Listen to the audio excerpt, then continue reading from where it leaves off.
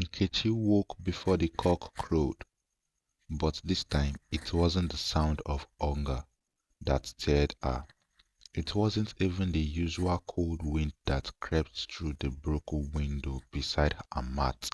No, it was a whisper, a gentle one, too soft to make sense of, but real enough to jolt her from sleep. She sat up slowly, her eyes darting around the small room. The lantern in the corner had long died. A cockroach scurried past her bare foot, but she didn't flinch. Her eyes were fixed on the shadow in the corner of the room, a shadow that moved and rubbed her eyes. Nothing was there. Maybe it was a dream. Maybe the encounter with the mermaid had haunted her into hallucination. But something didn't feel right.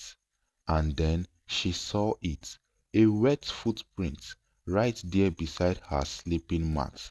One single bare foot pressed into the red dust floor, its edges still moist as if someone had stepped in from the river and walked into her room. But her heart stopped. She stopped, breath caught in her chest. It couldn't be. She didn't hear the door open last night. No footstep, no water dropped from her clothes. The print was small, delicate, almost like her, but not hers. She had not stepped in waters, not last night, not in her sleep. She crawled away from the spot slowly, her eyes locked on the footprint as thought it might leap at her. More prints followed. They moved from her bedside to the wooden stool in the corner, then to the wall and stopped. Nothing else. The wall was dry. And then Nkechi noticed something else. A mark, right above the footprint. It was drawn in watery streak on the mud wall. Something circular, surrounded by strange curving lines, almost like a shell or crown. Her breath inched. It looked familiar, just like the one the mermaid wore on her head. Nkechi stormed outside, her heart racing. The early dawn had just begun to stretch across the sky. Villagers were stirring, roosters crowed. A baby cried somewhere far off. Life continued as if nothing strange had happened. But she knew something had entered her room that night, and it had left a message. Later that morning, while sweeping the front compound, Amaka noticed Nkechi's distracted face. "What's wrong with you? River rats," she sneered, chewing on a stick of sugarings. "You forgot your spirit in the bush." Nkechi didn't answer. She was looking past Amaka towards the tree. Something was calling to her, not with words, not even a sound, just a deep, pulsing pull in her chest, a knowing like gravity, but spiritual. "You deaf?" Amaka snapped again, raising her hand to slap her, but this time Nkechi caught it mid-air. Her grip was tight, unshaken. Amaka's eyes winded. You dare hold me?" Nkechi didn't say a word. She just stared, and something in her gaze made Amaka slowly pull back. "What are you becoming, witch?" Amaka hissed, stepping away. Nkechi turned back to her sweeping, calm, silent, but her heart was burning. That night, as the family gathered inside to eat, Nkechi was again told to fetch water. Again, she pleaded, "Please, let me go early tomorrow." Her stepmother didn't even look up. "Is that your food? Talking back at me? If you don't move now, I will use this pistol to rearrange your head." Kosi laughed from her bench. Amaka rolled her eyes. She becoming stubborn. "Mama, the devil is entering her." Without another word, Nkechi picked up her bucket and walked into the wilderness. As she approached the river this time, the air was thicker. The trees didn't just whisper, they groaned. Shadows danced in strange pattern, like spirits tossing her. The path felt unfamiliar, though she'd walked it hundreds of times. And then she saw him, a man seated by the river bank, sharpening a cutlass. She froze. He wasn't supposed to be there. Nobody ever stayed past 6. No one. The man turned slowly. His eyes were bloodshot. His body was lean but strong. He had tribal marks on his face, and his skin looked wet, like he had just come out of the river, though his clothes were dry. "You shouldn't be here," she said, her voice barely above a whisper. The man chuckled. "And yet, here you are." Nkechi took a step back. "Are you a villager?" she asked. He looked his head. "I used to be, long ago, before I made a mistake." "What mistake?" His smile faded. "I tried to take from the river what did not belong to me." She gripped her bucket tighter. "You? You are not real," she whispered. "You are a ghost." The man looked down at the water. "The river keeps what belongs to it. You?" He looked at her again more gently. "Now you have been marked." Nkechi's knees went weak. What does that mean? He stood. The sound of the cutlass scraping against stone echoed in the air. "It means they are watching, and soon the river will call." He walked past her without another word and disappeared into the trees. Nkechi stood there, paralyzed by fear and curiosity. She filled her bucket quickly, turned and ran again, but this time she could feel the water humming, as though the river itself was alive and breathing with her. That night, when she returned, her stepmother didn't ask why she was sweating. She didn't ask about the fear in her eyes. She didn't notice the mark on the back of Nkechi's neck. 3 faint, shell-like curves that hadn't been there before. But something else did. From the forest behind there, something ancient was awaking, watching, waiting, and soon Umweze would know the cost of mocking the river after 6. It was the seventh night since Nkechi first saw the mermaid, and though no one else noticed, the village of Umoize was changing. The winds were colder now, dogs barked at nothing, palm trees groaned louder than usual. Even when the breeze was still, chickens refused to cross certain corners of the compound. And then there was the moon. That night it bled, not metaphorically, truly. It hung in the sky like a wounded eye, deep red, heavy, and angry. The elders called it Onwa Oji, the dark moon, and in Umweze such a moon meant only one thing: a visitor had come from the spirit world. In the house, Nkechi could barely sleep. Her back still stung from the latest beating. Amaka had accused her of pouring the bathing water too slowly that morning. Her stepmother had used a broom again. But it wasn't the pain that kept Nkechi awake, it was the dream. Every time she closed her eyes, she was underwater, not drowning, floating, surrounded by Sikim's voice like lullabies sung by the dead. The mermaid would appear, her hair flowed like seaweed, eyes glowing blue, her mouth never moving, yet her word echoing in Nkechi's mind. The time is near, the debt must be paid. And then the mark on Nkechi's neck would burn like a hot coal. Every night, the same dream. Every morning, the same mark, deeper, clearer, more real. That evening, a tragedy struck the village. One of the local hunters, Pa Obi, was found dead at the edge of the Forbidden River, face down, eyes wide open, no wounds, no struggle. His skin was wrinkled like someone has already soaked too long in water. Even though he had never entered the river, his gun was untouched, and in his hand was a piece of white coral. The elders gathered at the village square that night. No one laughed, no drum played. The air was thick with whisper and fear. Pa Obi was the fourth man to die near the river in 3 years. But first one to do so under the blood moon, old Mama Nwaka wailed the loudest.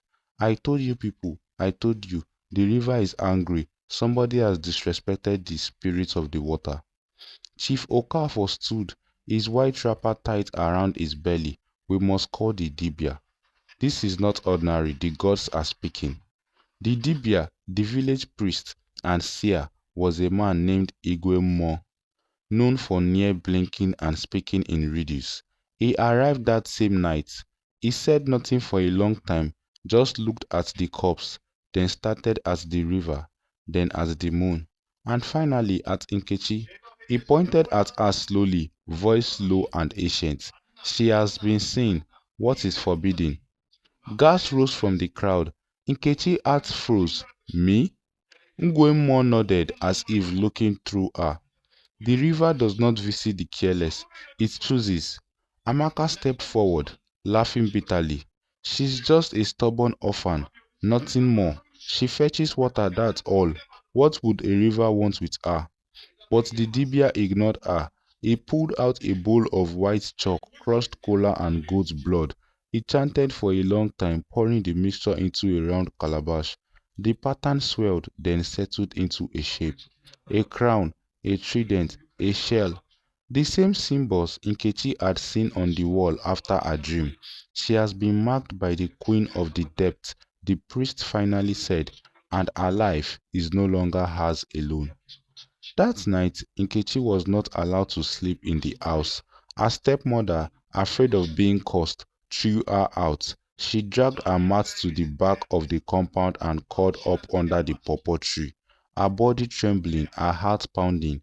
Above her, the red moon watched, and in her eyes the river sang, not loudly, just soft enough to follow her into sleep. But what came next was not a dream. She woke up in the middle of the night in the sound of water dripping. Her eyes opened slowly, her mouth was soaked, and beside her was a bucket filled with clear river water, and inside it a living fish, golden and glowing. She looked around, no one, nothing, just the moonlight, just the pawpaw tree, just the bucket and the fish that winked at her.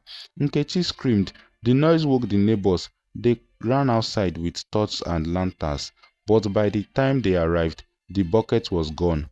Not a single drop of water remained, just Nkechi shivering and crying, mumbling over and over, "I didn't fetch it, I didn't go to the river, I didn't." The villagers stared at her like she was mad. Some whispered that she had been possessed, others swore they saw scales behind her ear. But one thing was now clear to all. Nkechi was no longer just a poor girl. She was the choosing of the river, and that meant only one thing: something terrible was coming. The morning after the moon bled, Umueze no longer treated Nkechi as a child. They treated her like a curse. Women clutched their babies tighter when she walked by. Children were warned not to play near her.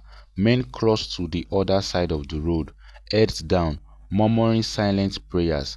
Even the dogs barked and hid their tails when they saw her. It was as if the very air around Nkechi had changed, and perhaps it had. The first sign came when water from her calabash started to boil without fire. She had gone to the stream at noon, far from the forbidden river, just to fetch clean water for herself. But the moment she returned and set the pot down, the water hissed, bubbled, and turned cloudy. Her hand burned when she tried to carry it inside. She screamed. Amaka peeked from the window, spat on the ground, and said coldly, "Witch," then slammed the door. Nkechi stood outside, crying, scared, and helpless, until Mama Nwaka passed by and saw the scarred marks. The old woman squinted at her and whispered, "The river spirit is not playing anymore. You must be cleansed." That evening, the elders met. They sat in a sacred hut behind the village square beside a huge iroko tree. Present were Chief Okafor, Dibia Igwe, Pajide, and 5 other grey-beard men whose opinion carried the weight of gods. The topics: what should be done with Nkechi?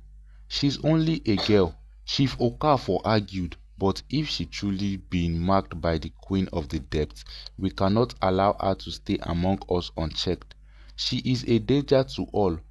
Pajide added, "Spirits that came with gifts often take something back in return." "She hasn't hurt anyone," said a younger elder. "Nnamdi, she's an orphan. Her only crime was fetching water after the dark." But Ugwemo shook his head slowly. "You do not understand when the water spirit chooses you. You cannot be ordinary again. She is no longer just a girl, she is a vessel, and if the spirit is angry, the vessel will be broken." A hush fell, then came the decision: a cleansing ritual. to be performed the next full moon, to purge Nkechi of the spirit mark or banish her from the land forever. When Nkechi heard the news, her knees buckled. She fell to the ground outside the shrine where Amaka had dragged her to hear the announcement. "No," she whispered, "I didn't ask for this. I didn't do anything." But no one listened.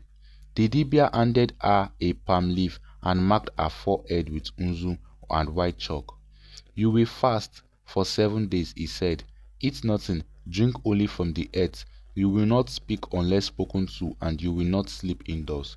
The ritual had begun. By the third day, Nkechi was weak. Her belly groaned like thunder. Her lips cracked. Her skin turned pale. But the dreams didn't stop. In fact, they became clearer. Each night, the mermaid returned, only this time she looked angrier. "They want to burn me from you," she whispered, circling her underwater. "But I choose you. You carry my song now. You carry my flame." And then the mermaid would sing, and the mark on Nkechi's neck would glow like fire beneath skin. On the fifth day, a small miracle occurred.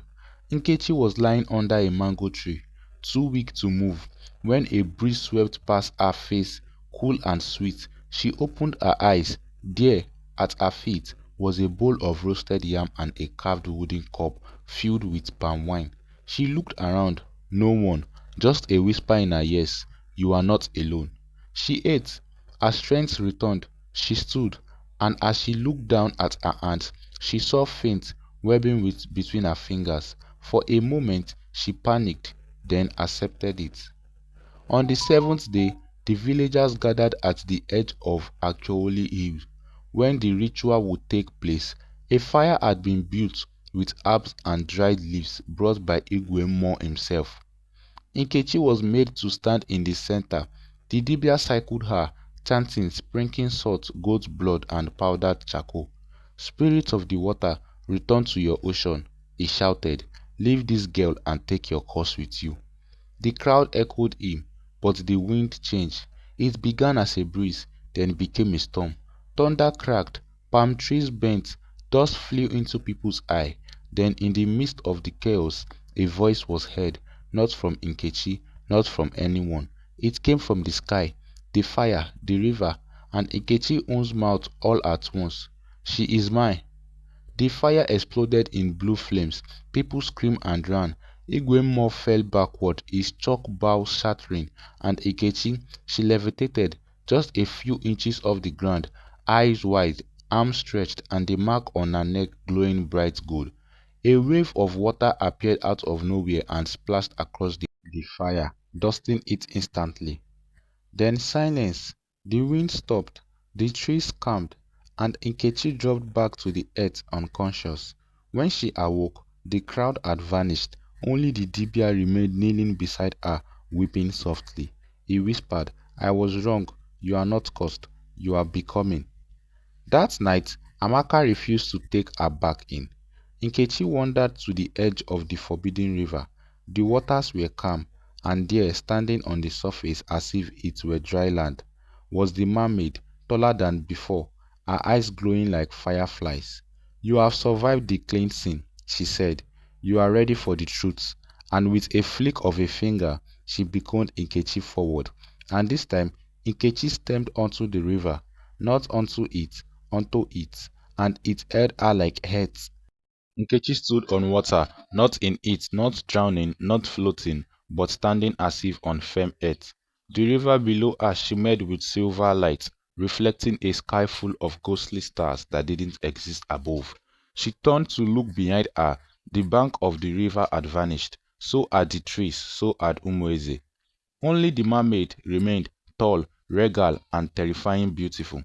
Her scales glistened like wet surface. Her eyes held no pupils, only swelling orbs of ocean blue. Around her waist, a belt of river stones, and from her neck, a pendant carved in the shape of a tripod. "You are not dreaming," she said, her voice echoing in every ripple. "You are home." Nkechi's leg trembled. "But I live in Umueze. That is my home." The mermaid smiled faintly, shaking her head. "No, child, you were born there, but not made there. The river remembers you long before your mother met your father, long before the first tree was planted in that village. Nkechi's lips parted, dry with disbelief. What are you saying? The mermaid walked closer, feet never sinking, voice heavy as prophecy. I am Ale Zuru, queen of the river that must not be visited after 6. I am the gatekeeper of forgotten souls and lost daughters. You are my child, born of both worlds. Lightning struck in the distance. The river around them rumbled like thunder in its chest. Nkechi shook her head, eyes wide. My mother died when I was 3. Ale Zuru nodded. She was once mine. She gave up her place in the river to raise you among mortals. But your stepmother, she feared what you might become, so she sent you back to me without knowing. Nkechi dropped to her knees, clutching her stomach. It felt like the very truth inside her was clowning to come out. Why me? Why now? Because a storm is coming. Daughter, a darkness that will swallow more than one village.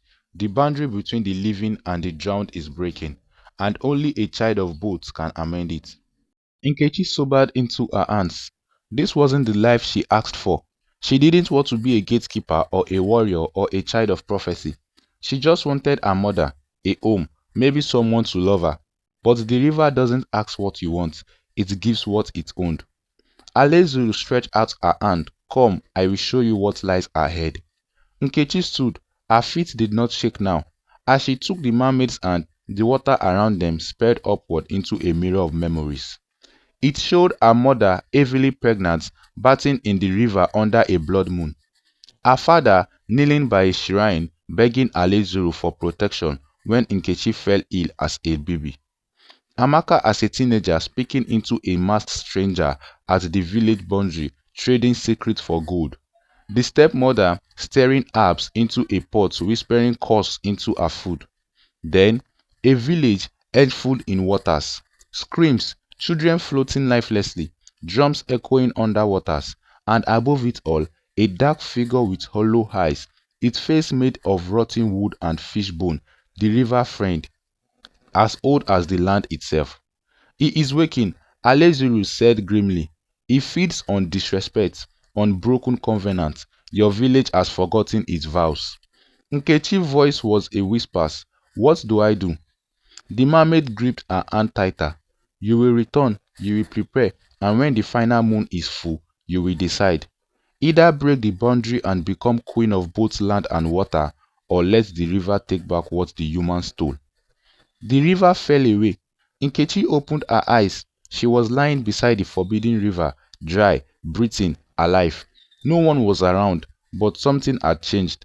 The trees bowed toward her, the air hummed when she breathed, and on her palm, where the mermaid had touched her, she was a faint outline of shell, glowing like the moon. That night, back in Umweze, word had already spread. She vanished for hours. Did she fly into the sky? I heard she turned into a fish and swam. But Nkechi said nothing. She walked past their whispers. She passed Amaka, who stared at her with wide eye and dropped her basket. She passed the Dibia, who stepped aside and muttered a blessing under his breath. And she reached her compound. She lit a single candle, knelt, and began to draw the sigils of protection. Alezuru had shown her. For the first time, she wasn't afraid. She was preparing, because the next moon would demand blood. The village of Umweze woke up to silence, but not the peaceful kind. The kind of silence that comes before a scream. Before dawn, the rooster that always crowed was found floating in the river. Its neck twisted, the water level had risen unnaturally overnight, licking the edges of farmland. And then, the first child went missing. Chikamso, 7 years old, last seen playing by the mango tree close to the river bank. His slippers were found half buried in the wet sand, pointing toward the water. His mother's cries echoed through the village. My son, he cannot swim, Chikamso. The elders gathered under the ogiri tree, their voice trembling even in low tones. The river is angry. The gods are punishing us. It started after that girl, Nkechi, returned alive. That name, Nkechi, it now lived in the mouth of everyone in Umweze. Some said she was a child of darkness, Others whispered she had died that night at the river and what returned was no longer human. But no one dared confront her, not yet. Meanwhile, Nkechi was no longer sleeping, not because she was afraid, but because the river didn't let her. Every night, as the moon rose, she would hear the water calling her name in voice that didn't belong to humans, some soft, some angry, some desperate, and always the sound of something chanting beneath the waves. Ale Zuru was preparing her. Three have been chosen, the Mermaid Queen whispered during one vision. Three must fall before the storms begin. Nkechi cried, "Why can't we stop it?" Because the blood has already touched the water. The second villager to vanish was Mazi Okori, the palm wine tapper. He had scoffed at the rumors. Nonsense superstition, this is just flood season. But one evening, while returning from the bush, he took the shortcut along the river. His empty gallon was found the next morning, split in two. The ground was dry, no sign of struggle, no blood, but his heart floated gently in a shallow pool completely dry. No one ever saw him again, and then came the whispers. The dibia of the village, Eze Nkweku, summoned a midnight meeting. Only the elders were invited, but Nkechi saw them gather in compound of the shrine, firelight flickering against their face. She hid behind the palm fence, listening. That child knows something. She came back with markings. What if she's not Nkechi anymore? Then the dibia spoke. She is not ordinary. Her spirit has touched the realm beyond. We must act before the river takes more. A pause, then an old woman said, "Should we send her back?" "Not yet," said Eze. "There is one more the river will claim. The third must fall. Then we will know." That night, Nkechi wept. She didn't want any more blood. She didn't want to be feared. She didn't want to be used. But Ale Zuru came to her in a dream, sitting on a throne of coral and fireflies. "Pain in the price of power," she said softly. "The third soul must be taken, but the fourth, that is your choice." 2 days later, it happened. The final chosen one, Kosi. Yes, Kosi, the youngest child of Nkechi's stepmother. That evening, they had been fetching firewood near the stream. Nkechi tried to warn them not to go too close, but Kosi laughed. "You think the river listens to you now? You are nothing but a dirty maid who got lucky." Minutes later, Kosi had wandered off to pick white pears. A scream, a splash. By the time they ran to the spot, only a scarf floated near the edge of the water. No current, no bubbles, nothing. She was gone. Her stepmother collapsed at the river bank, clutching her chest. "My daughter, not my daughter. Why not her?" She shrieked, pointing at Nkechi. "Why not the cursed one?" That evening, the villagers gathered in front of their compound with flaming torches. "Not for mourning, for judgment." "Give us the girl," someone growled. "She is bringing death. Let the river take her instead." But before they could drag her out, the wind roared, the river howled, and from the water, a voice louder than thunder spoke in a tongue only Nkechi understood. "If you touch my child, this land will drown before the cock crows." Everyone froze. Fires were snuffed out. Even the dibia dropped his staff and fled. That night, no one slept. Nkechi sat alone under the mango tree. Around her, frogs croaked, unaware of the tension. But in her chest, something had changed. She was no longer a girl. The river had taken three. The gods had spoken, and she knew what had happened next. The fourth soul would be hers to choose, and it would be someone who deserved it. Down came, but it was different. The air over Umweze was still, heavy like breath held too long.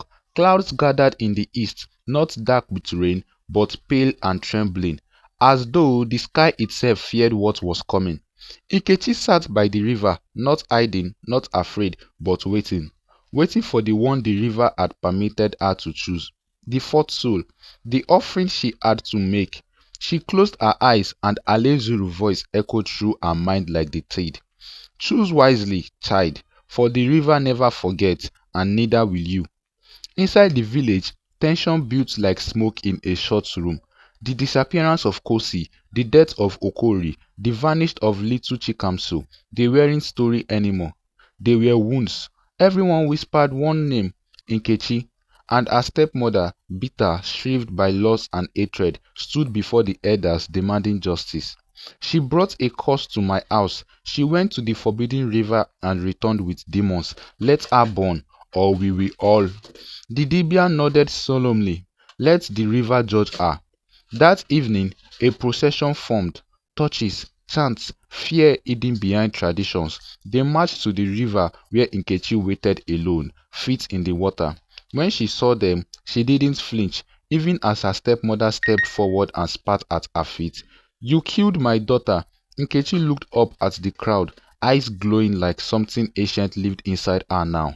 And I whisper, no, I didn't. A whoosh, then she stood, facing her stepmother fully. But I know who did. Gasp. I know the one who went to the shrine 2 nights before the river claimed Kosi. I know the one who poured Kosi blood by the fig tree, hoping the river would take me instead. The elders stunned. The crowd murmured. Lies. The stepmother screamed. She is mad. Nkechi raised a hand. The river shimmed. Then the wind blew violently, and in the water a vision formed. A streaming image, clear as a mirror. Kosi, crying, standing at the edge of the river, and behind her, her own mother, pushing her into the cursed waters. A scream shattered the air. The villagers turned on the stepmother horrified. You sacrificed your own daughter? For what? The woman stumbled back, eyes wide, muttering, I didn't mean. It was supposed to be her, Nkechi. I just wanted her gone. She fell to her knees, wailing, please forgive me. I was only trying to protect what's mine. But it was too late. The river had sinned, and the river had chosen. Nkechi stepped into the water, deeper now, up to her nails, then her waist. The wind stilled, the clouds parted, a voice echoed, Ale Zero, but this time everyone could hear it. The child has chosen, the debt is paid. The water rose suddenly, not like a wave, but like a hand, reached out. Before anyone could blink, the river surged forward and grabbed the stepmother, dragging her, screaming into its depths. She disappeared beneath the surface, gone, and just like that, the water stilled. Silence, then frogs croaked again, birds chirped, and the sky lightened. It was over. The curse had lifted. Days later, the village tried to return to normal, but they knew things had changed forever. Some feared Nkechi, others revered her, but no one dared touch her again. She moved into the small abandoned hut near the edge of the forest, quiet, alone, but watched over. Some said she still visits the river at night. Others claimed they hear her talking to spirits under the moonlight. But only a few understood the truth. Nkechi had been chosen, touched, marked, not cursed, but crowned by something ancient. One day, a little girl asked her, Auntie Nkechi, are you a witch? Nkechi smiled gently. No, my dear, but I listen to the river, and it listens to me. She looked out at the calm water and whispered one last time, and the river never forgets. If you like interesting stories like this, please do well to subscribe to our YouTube channel, and we'll meet you on our next video.